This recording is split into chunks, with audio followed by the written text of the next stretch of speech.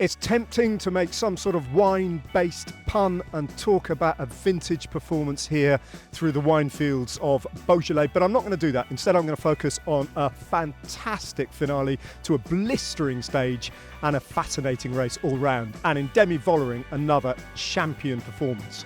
But that only scratches the surface of what was a fantastic day of racing. You're watching For the Love of Cycling. Over there is Lizzie Deignan, and sitting here is Ned Boulting. How are you doing, Lizzie? I'm very well, thank you, Ned. I'm a bit tired after all that. Are you? It was a funny one to watch, wasn't it? I actually went down to watch it around about 300 metres from where I'm sitting here. I'm actually in the little village of Morgon. Around here, for anyone who knows their wine around here, all these little villages are incredibly famous. So Fleury is just up the road, Beaujolais is just up the road, I'm in Morgon, and the final climb of the day, where it all kicked off, Lizzie, was Mont Brouilly. I don't know if you've ever had a glass of Brouilly in your life. I have, but I'm one of those people who has quite cheap taste. The cheaper the wine, the more I like it. It always laughs at me, but it's the way it is. Anyway, yeah, I went down to the middle of town to see the race, and I nearly got it wrong. I misread the road book, and I arrived just as the very last rider was coming past. So I saw the helicopter overhead and screwed it up. But I did get to see the race just flit past, and then ran back to my hotel room to see the finale. But as ever, Lizzie, we should probably begin at the beginning of the race. It was a curious start to the stage today, wasn't it? It was, yeah. I mean, I've got pages and pages of notes that it sort of... We texted each other a bit, didn't we, at the start? And thought, oh, it's a bit dull. Yeah. We were a bit disappointed at first, weren't we? And then I said to you, Ned, is it hot? And you said, yes, it's still absolutely baking. And I was like, well, that's probably it. Everybody is just probably cooking, and they know the stages better than we do. Obviously, they've all done the recons. They've all got brilliant direction from the car. They know what's ahead of them in the rest of the stages as well. So there was no point really kicking off too early today, given the conditions that they were racing in, I think. Yeah, I'm sure you're right, Lizzie. It was, horribly hot again here in France. It is unrelenting, and I'm sure it's having a detrimental effect on some of the riders, and basically an inhibiting sort of effect on the beginning of the race. That, coupled with the fact that, as we outlined yesterday when we previewed today's stage, it was insane, wasn't it? It was just 8 categorised climbs. French television were terribly excited. Pas un mètre de plat, not a single metre of flat road. So I think that probably played into it as well. Yeah, definitely. That's a long way to the finish line. It's a really long way to the finish line, yeah. And I think you say it affects some riders. I think it affects all of the riders. The heat being that tough just means that you can't race from the beginning, because you're gonna once you go over your threshold in temperature, you don't recover. You can't recover on the bike, because in order to recover, you need to get your core temperature back down, and you simply can't do that when you're in the middle of a bike race. So they will all be aware of that. So we could probably sort of fast forward over some of it, which would be immensely disrespectful to Pieterse in the polka dot jersey, and polka dot shorts. In fact, polka dot skin suit. She's fully embracing the polka dots. But Pieterse was always at the front of the bunch, always at the front of the race, sniffing out her possibility. And we had to wait to the first climb of the day to see how the pattern would be set. It was a big Cat 2 climb, a 9-kilometre climb, and lo and behold, nobody threatened her for the points. So once that's happened Lizzie, the die is cast, and we kind of know what's going to occur. Yeah, it's a bit of a shame, really, isn't it? It doesn't seem like anybody's really going to kind of contest that jersey, apart from Pieterse. I think it's a shame, because actually the Tour de France Femmes, avec, Zwift have actually designed it a little bit better this year. They've put more points available. There aren't just massive points on the GC days. So it has lent itself to being a bit more of an open competition, but Pieterse is the only one who seems to be going for it so far. Yeah, and it sometimes happens like that. If a super strong rider targets that jersey, everyone else goes, oh, well, there's no point. So, it can be a thrilling contest, but if you've got one dominant rider who's just focusing on that, it's kind of game over. Potentially. We'll have to wait and see. Yeah, she's already got the skin suit on, so she knows she's got it, doesn't she? I think so. A couple of crashes. Actually, Demi Vollering right at the beginning was caught up and delayed in a crash and had a little bit of a chase to get back on, but obviously no harm done. And then a really nasty crash for Chiara Consonni, who went down hard. and horrible shots of her lying on the ground, actually, and you could hear her distress. So that was pretty unpleasant. I don't know if she abandoned later on. I know that she She remounted and didn't. got back on. No, Oof. no. She did the classic Italian dramatic. Actually, I'll give it her due this time. It did look pretty bad, didn't it? But yeah, It did look quite bad, Lizzie. All right. Well, she made the most of it anyway, and she got back on and got back in the race. Okay. All right. So fair play to her. Marianne Vos wasn't having a great day. She was getting dropped quite early on all these climbs, and she'll have trailed in one of the groups off the back, because eventually the race just blew apart. But this kind of procession went on for quite a while, and half the race, in fact. Yeah, there was people. It was attritional, really, the first half of the race, wasn't it? Rather than attacking, pit riders just going out of the back, really. Yeah. Until the break went, and I'll be honest with you, I was watching it. Obviously, one eye on one of the children somewhere, and then suddenly the break was gone. It was weird. You're not wrong, Lizzie. Like, I didn't have the excuse of a child in the same room as me taking my attention away, but I was actually watching the television. From one moment to the next, the break went, and I don't know how. I honestly don't know how it happened.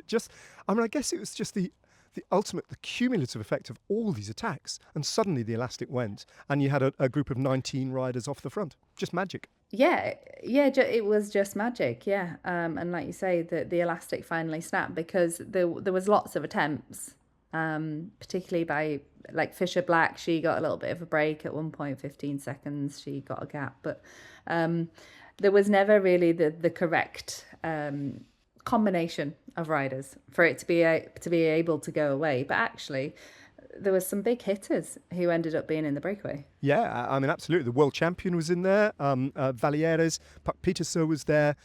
There were teammates of the big GC favourites. So FDJ had a couple of riders there. Liane Lippert was there from Movistar. A couple at least from Lidl Trek. And Antonia Niedermeyer, the German, who was 143 down in the general classification.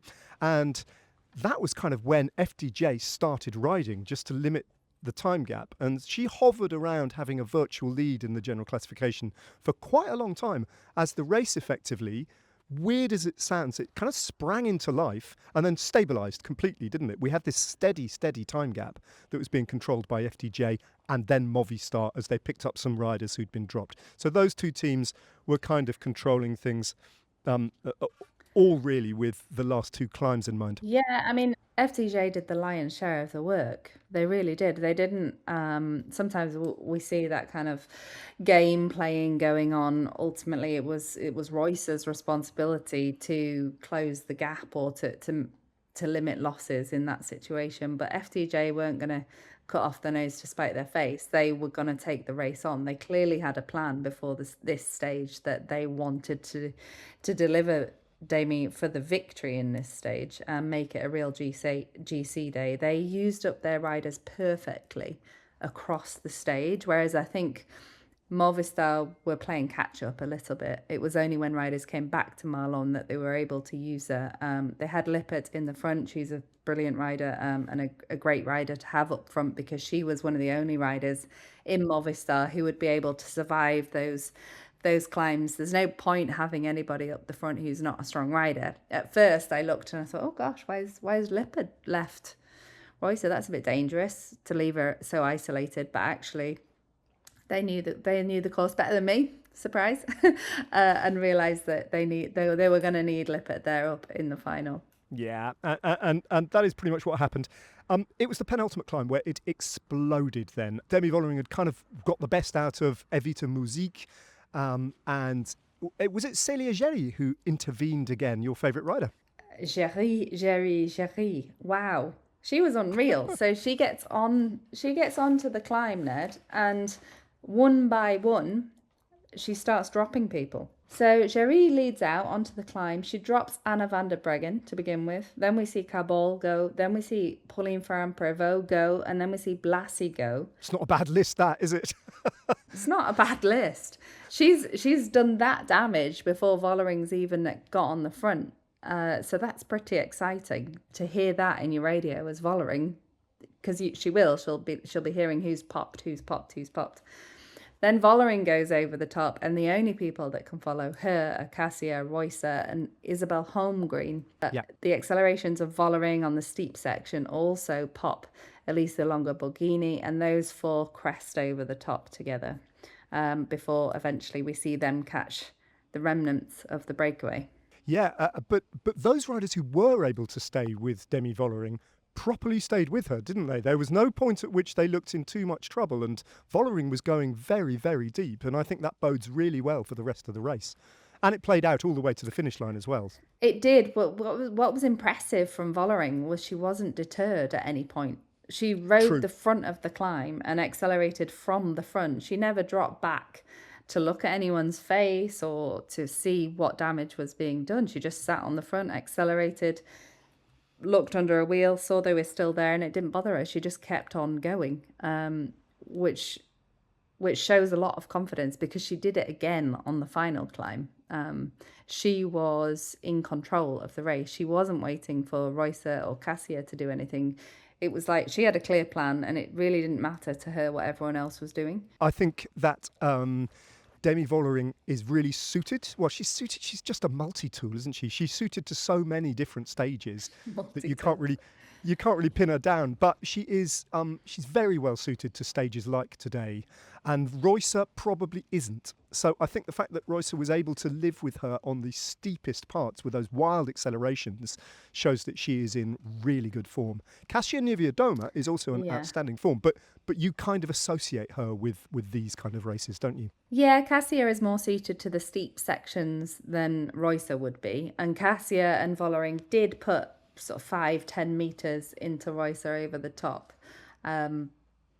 So Cassia and Vollering were fairly evenly matched in their accelerations, and Reusser was probably the one who was struggling the most. But like you say, with the real GC days, the high mountains, the long mountains, they are more suited to Reusser's style of riding, yeah.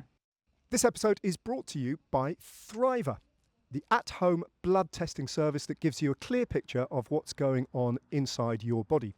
It's a simple test you can do at home in about 10 minutes using the Auto Draw Kit. Your results are reviewed by a doctor, and everything lands in the app with clear explanations of what it all means. As cyclists, we are obsessed with data, power, heart rate, sleep, recovery, but all of that tells you what's happening on the outside. Thriver gives you the inside body data too. Now, Lizzie, I know it was some weeks ago, wasn't it? You've already done your test. You described it as being incredibly easy. What was the process like again? Just remind me. Yeah, it was very easy. I got a box through my letterbox, everything I needed in it, list of instructions, a little sort of machine thing that you squash onto your arm. I actually didn't know that it had punctured.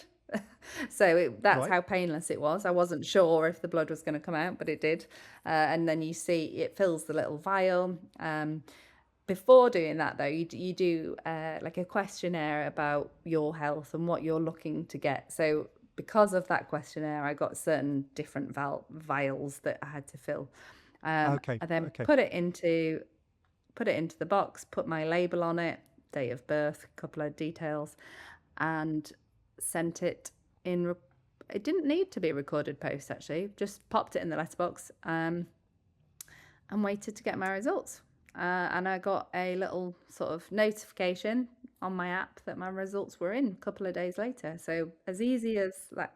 Now, I know from having spoken to you in the past when you've been, I was going to say recovering from pregnancy. I'm not entirely sure that's the right word, but you've been living with the aftermath. I think it is. Okay, living with the aftermath of pregnancy. You are genuinely someone who's really interested in all of this, and you kind of question how your body works, and and especially coming back from your third pregnancy. What were your results like? Were there any surprises? What was the most interesting thing you gleaned from this? I think, yeah, as you were just pointing to there, yeah, my health is something that I've always had to track because of my professional sport, but obviously I'm no longer supported by a team. So it's very much down to me, and this makes it very easy for me to be able to have a bit more of an insight into what my blood values are like, because for 20 years it was all done for me, and now this is really nice that I've been able to check it. So as I expected, I am very close to being anemic. My vitamin B12 is low.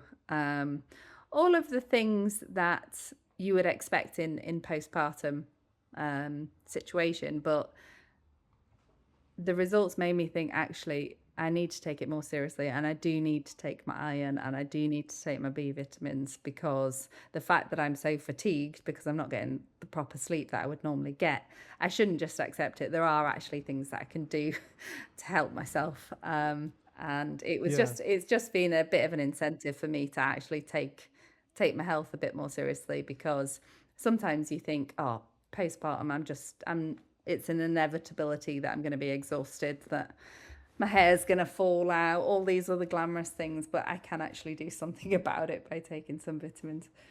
Yeah, and I suppose it's just confirmation of what you probably might have known in the back of your mind, but having it sort of written there in black and white and scientifically shown you as evidence, I suppose you have to act on it, don't you?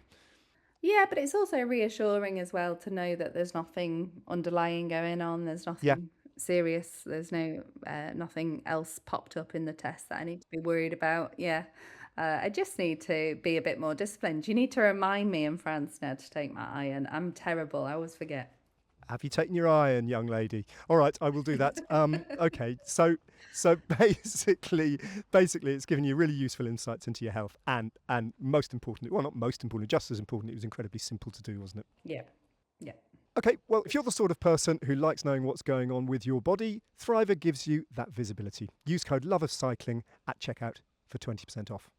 So they get to the top of Mont Brouilly. It was 1.7k to go where Vollering did her first move. Then again at just outside 1 kilometre, she went again with 600 metres to go. At 400 metres, she had a little bit of a gap to Reusser, and then again with 270 metres to go, Vollering accelerated again. So you're right, she was completely determined. We saw Cassia attack as well, though. So Cassia did put in a dig as well, which is interesting from a point of view of seeing how confident she is as well to be able to make that sort of move at that point in the race. So she's clearly feeling good. And then those three get to the line. We've got a chase behind where Elisa Longo-Borghini's picked up a couple of teammates. She's got Paola Blasi with her, but also Maeva Skiban. Yeah, that was an interesting point to make for me. So they did have Wlodacek in the front in the breakaway all day, who was fourth last year in the Tour de France. She's one of the 3 cards from UAE that they can play. Wlodacek survives all the attacks and is in the front. Yet they send, and so she's in the front with Maeve Squiban, but yet they send Squiban back for Blasi and Elisa Longo-Borghini. So although Wlodacek has outperformed them on today's stage, they still they leave her on her own up front and send Squiban back. So they're still wanting to protect those 3 cards, I think, in the general classification, which was, fairly interesting to me. In contrast to somebody like AG Insurance, Kim Lacourt was dropped. She actually had a teammate up front in Justine Gericke, and they didn't send her back to help Kim Lacourt in the chase. They maybe thought she could go for a stage. I don't know whether the communication wasn't great there, but there was different tactics from each team depending on whether they were more interested in the general or potentially trying to go for the stage. I guess the gamble there might also have been, Lizzie, that Kim Lacourt was benefiting from the UAE train, wasn't she? So she'd effectively picked up, helpers, just wearing a different kit, that's all. So maybe that factored into their thinking a little bit as well. Maybe. Indeed, yeah. These 3 riders get to the line together, and Reusser, Niewiadoma and Vollering worked really well together on that descent and then on the flat approach to the finish line in Beaujolais. But for me, my attention was completely on Kasia Niewiadoma. I was thinking, how's she going to win now? She did the only thing she could do, didn't she? She played it perfectly. Yeah, brilliant. She laid off. I was thinking, when's she going to sit on? Because out of those 3, she's third anyway. And she's got 2 incredibly strong riders on the flat in front of her. I probably would have gambled a wee bit more and sat on the back a little bit longer, but she didn't. She committed right the way until that left-hander where she laid off. Reusser was on the front and she hit them. She left the perfect gap, hit them on the left-hand side. Vollering and Reusser looked at each other, and for a second, it looked like she was going to win to me, because she got a nice bit of air between them, didn't she? Yeah, But then on absolutely, top of that, what was just so impressive was the fact that Vollering didn't wait again for Reusser in the yellow jersey to make the move to close it down. Demi has her plan and is committed to it. She didn't hesitate. She got straight on the front, closed it, and rolled her on the line. Very, very impressive from Vollering. Really brilliant victory, especially when you bear in mind that at the bonus sprint, she'd actually been caught off guard by Marlen Reusser, who took the bonus seconds ahead of her. So that was an interesting detail a little bit earlier on in the stage anyway. So there we go. Demi Vollering and Marlen Reusser have basically cancelled each other out pretty much in terms of the general classification for the day. But Lizzie, here's my question to you. Do you think we've just seen the podium being decided? Or is it far too early to say that? I think it's far too early to say that. Do you? Unfortunately, I think it probably was the podium. Do you really? But we can pretend that it's not for the interest of the story. Well, there was some interest for me in the fact that if you look at Vollering and Reusser, for instance, they are standalone in their team. They are the GC riders, done, dusted. Everybody knows that. Whereas you have Niedermayer backing up Cassia. So you have the UAE situation where there's 3 within a reasonable amount of time in the GC. I mean, yeah, Van der Breggen, Pauline, they're out of the race, I would say. But it just depends on how the other teams play it, doesn't it? Niedermayer, I think, is much more suited to the longer climbs that we've got coming up. So if you saw today, she didn't try and follow any of the acceleration. She stayed in the saddle. And at times I thought she was dropped, and then she'd always come back, apart from the last bit where she was dropped with Holmgreen. She was impressive, and it's interesting to me whether Canyon Schramm will use her and play that card. And who knows, Visma, it appears that their tour is slightly unravelling before their eyes. But with a rider like Pauline Ferrand-Prévot, there is always lurking around the corner a kind of champagne performance. And she can pull a rabbit out of a hat. We've seen that over and over again in her career. So who knows? Who knows? All right, then. It's time for today's muck-off moment of the day. The detail, decision or breakthrough that helped shape the race. In the Tour, success comes from getting every detail right, including the drivetrain, where every watt counts. Since 2014, Muck-Off's chain optimization program has helped World Tour teams chase measurable performance through lab testing and race-proven drivetrain prep, because wasted watts are not an option. I know what yours is, Lizzie.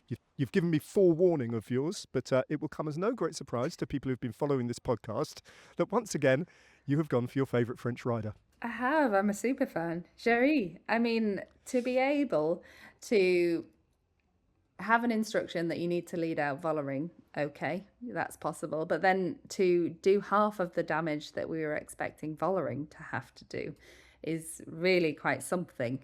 She dropped Cabol and Pauline Ferrand-Prévot, probably 2 of her French idols, and swung off at the perfect time. Just races with such tenacity, panache, and clear. She's just got it. She's got so much talent, and I love watching the way she races, and she is going to be essential, I think, in Vollering's quest for yellow. What about you, Ned? Well, just to complete that thought, Lizzie, you've given me about a year's worth of stick about me fanboying Remco Evenepoel, but she is, by your own admission, your Remco now, isn't she, basically? She's my Remco, yeah, I think she's so. She also looks great on a bike. I think she's a really interesting rider to watch. I'm going to go for Kasia Niewiadoma, because if you look at her, I mean, she didn't win, so it's a bit of a weird choice in that regard. But she was so close, as you outlined so brilliantly, Lizzie. I mean, she did everything to perfection. Just if the timing had just been, I don't know. The finish line is where the finish line is. And so many times in her career, and especially against Demi Vollering, if you look the number in their career of 1-2s between Vollering and Niewiadoma, it even happened this year at Omloop Het Nieuwsblad. You know, she finds herself in that position so many times and just doesn't have that spark, that weapon, that acceleration to deal with it. But I've never seen her come as close. She's yet to win a stage of the Tour de France. She's won the race, but she hasn't won a stage of the Tour de France. And I really hope that she gets that monkey off her chest at some point. Yeah, I think that's why she's so popular, because she's one of those riders who doesn't let it deter her from trying to win races in brilliant, outlandish ways. She's an attacker, she's an aggressor, and so fun to watch. So yeah, I think she would have had a lot of people wanting her to pull that off today. All right. That was today's Muck-Off Moment of the Day, brought to you by Muck-Off's Chain Optimization Programme, helping riders and teams unlock drivetrain performance through science, data and rigour. Head to muckoff.com and use the code FTLOC20 for 20% off their performance range.